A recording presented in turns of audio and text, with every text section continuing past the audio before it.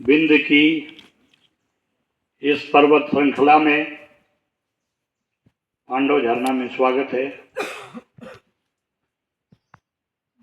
विद्यालय में शिक्षा प्राप्त कर रही हमारी प्यारी प्यारी छोटी बहनें, प्यारे बच्चों, आप सबको संस्कार के बीजों में डाल रही इस विद्यालय की हमारी जो शिक्षिकाएं हैं, बहनें,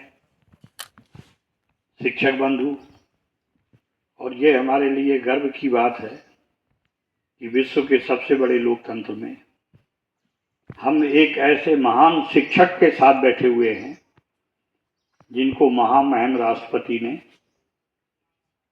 शिक्षा के क्षेत्र में उत्कृष्ट सेवा देने के लिए सम्मानित किया है।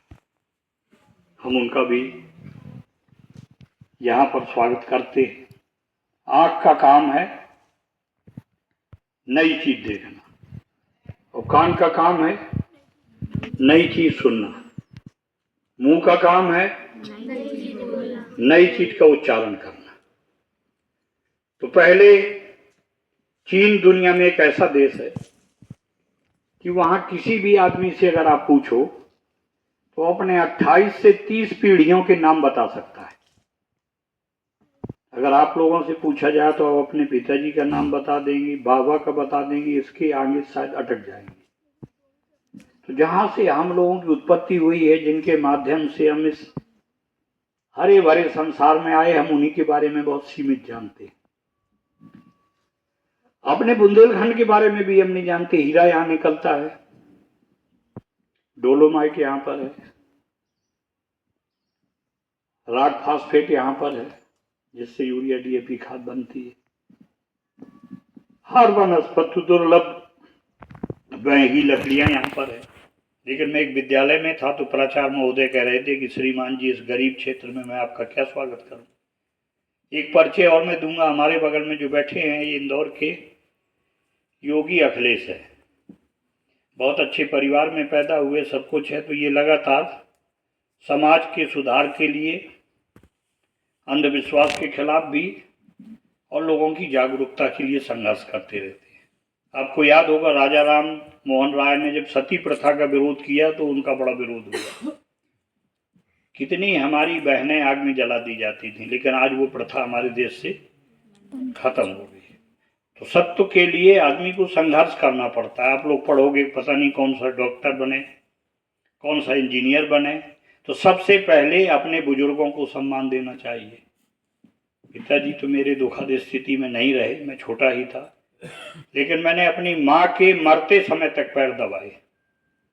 सबसे बड़ा तीर्थ घर में ही होता है। अगर हम परिवार के बुजुर्गों को सम्मान दे रहे हैं, माता पिता को सम्मान दे रहे हैं, गुरु को सम्मान दे रहे हैं, तो समझ लीजिए कि आपकी नाव, जीवन की नैया सही दिशा में आगे बढ़ रही है। इस देश की इतनी आबादी है कि यहाँ पर आर्थिक संतुलन बड़े बड़े होते जा रहे हैं, छोटा और छोटा होता जा रहा है। ऐसी स्थिति में आपको अपने कैरियर के लिए आने वाले संघर्ष में शामिल होना है और हमें विश्वास है कि आप लोग तमाम क्षेत्र में आगे बढ़ोगे। और मैं एक बात और बताना चाहता हूँ, जिस जगह ये खड़े हैं यहाँ मैं अकस्मात नहीं आया। धर्म का एक अलग आध्यात्म की दुनिया है और विज्ञान की दुनिया अपनी अलग है। मैंने सपने में इस जगह को देखा था, सच्चाई है ये। और बाद में मैं इधर आया। मैं राजनीतिक मुकदमों में लखनऊ कारागार में बंद था। तो नर्सरी में एक राम सेवक खरे डिप्टी रेंजर थे, बगल में नर्सरी है ना। तो मैं आपको गुरुजी बताना चाहता हूं, मैं 9 फरवरी 2015 को 9:30 बजे रात में लखनऊ जेल से निकला और खरे साहब ने 7 फरवरी को ही, 9 फरवरी को मैं निकला, 7 को उन्होंने सपना देखा कि मैं निकल के आ गया हूं और मंदिर में पूजा कर रहा हूं, भीड़ भाड़ है। तो उन्होंने हमारे लोगों से, ये चाली है, राजू है, इनसे सबसे, नर्सरी वालों से, बंसी वगैरह से कहा कि मंत्री जी तो बाहर आ गए।